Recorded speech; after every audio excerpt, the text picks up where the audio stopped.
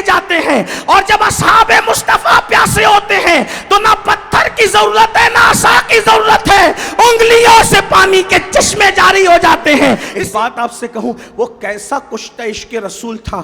سب سے مشکل زبان فقہ کی زبان ہے، کیونکہ یہ قانون کی زبان، یہ کیا ہے؟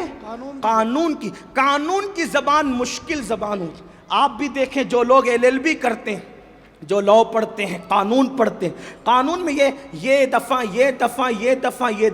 قانون کی کتابوں میں کیا گل و بلبل کی بات لکھی ہوتی ہے؟ عشق و محبت کی بات لکھی ہوتی ہے؟ لیلا مجنوں کی بات لکھی ہوتی ہے؟ پوری بار شریعت اٹھا کر کے پڑھ لیں، یہ ہوگا تو نماز فاسد ہو گئی، یہ ہوا تو ایسا ہوا، یہ ہوا تو ایسا ہوا۔ اسی طرح در مختار اٹھا کر دیکھ لیں، رد المحتار اٹھا کر دیکھ لیں، عالمگیری اٹھا کر دیکھ لیں، آپ جس کو بھی فقہ کی کتاب آپ اٹھا کر کے دیکھیں تو آپ کو پتہ چلے گا کہ وہ بڑی خشک زبان ہے۔ لیکن 14ویں صدی کا جو مجدد ہے، جسے دنیا امام عشق و محبت کہتی ہے، اس نے قانون کی زبان میں فقہ کی زمین پر بھی عشق و محبت کے پودے کی شان سے لگائے۔ جیسے مثال کے طور پر ایک سوال ہے، سوال تو ظاہر سی بات ہے کہ سوال تو قانون ہی پوچھ رہا ہے۔ سوال کیا ہے؟ سوال یہ پوچھا گیا ہے، یہ بتایا جائے کہ پانیوں میں سب سے افضل ترین پانی کون سا ہے؟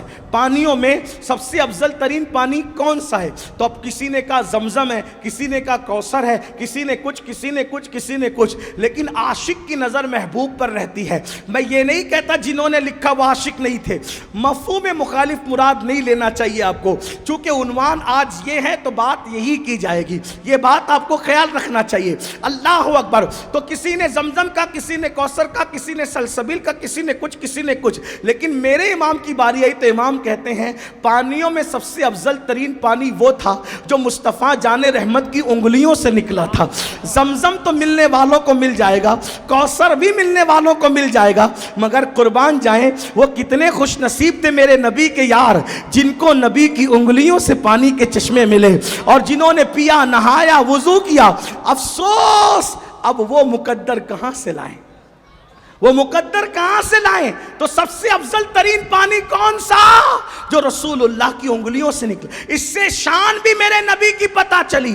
جب قوم موسیٰ پیاسی ہوتی ہے تو پتھر پہ عصا مار کر کے پانی کے چشمے جاری کیے جاتے ہیں، اور جب اصحاب مصطفیٰ پیاسے ہوتے ہیں تو نہ پتھر کی ضرورت ہے نہ عصا کی ضرورت ہے، انگلیوں سے پانی کے چشمے جاری ہو جاتے ہیں۔ اسی لیے کہتے ہیں انگلیاں ہیں فیض پر، ٹوٹے پیاسے جھوم کر ندیاں پنجاب رحمت کی ہے جاری۔ واہ واہ، یہ امام اہل سنت ہے۔